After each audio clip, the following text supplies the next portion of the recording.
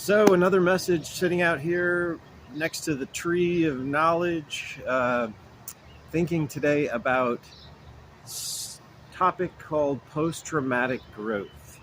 We all have scenarios, bad things that happen to us, and the scientists have realized that there is a phenomenon of good outcomes arising from bad circumstances.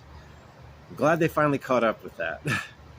I think they used to call it silver linings, or making lemonade out of lemons. But we realize there are many truths that just need a new label, I guess. And but we do realize some important things about moving through trauma, moving through crisis, moving through bad things that are important and indicative of people who tend to do better at that, or find a way, if you will, to first of all address the panic and the fear and the upset and the question that they really have.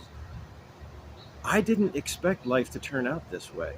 I have to redefine myself. I have to create a new identity, and this bad thing has happened to me. So I think the first thing is we have to name it. We have to be able to name it and to acknowledge the impact of it. And that needs to be validated and understood. I think that's step one before you can even get to the point of recreating a new narrative, a new identity. For myself, I know the importance of naming it, and I can't stress it enough. I have alopecia universalis, which means my body's allergic to the hair that it grows, and it has been since I was, a child.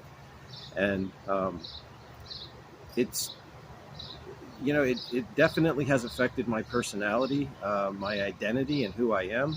And, children not so good at naming the crisis or naming exactly what it is, or actually being heard, because, caring people want to say over top of that, but you're a good boy, you're smart, you're athletic, you're intelligent, you're this and you're that. And all those are true, and all those are important to recovering and re-identifying and going past the crisis or the bad news.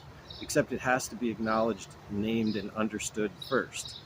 So that the person, that the individual, not other people telling you what you should be doing or how you should be thinking, but the individual themselves understanding that, yes, this is a bad thing. This is lemons. How do I make lemonade? How do I recreate my identity? How do I make good out of bad? And in that way, coming to peace with yourself, you can start to ask questions like, what are the new possibilities? How could I improve my relationship? What are my skills that I want to feature and focus on, instead of focusing on this life that I didn't think would happen this way? And by the way, that's a very common psychological occurrence, I think, for most people. This life isn't what I thought it was going to be.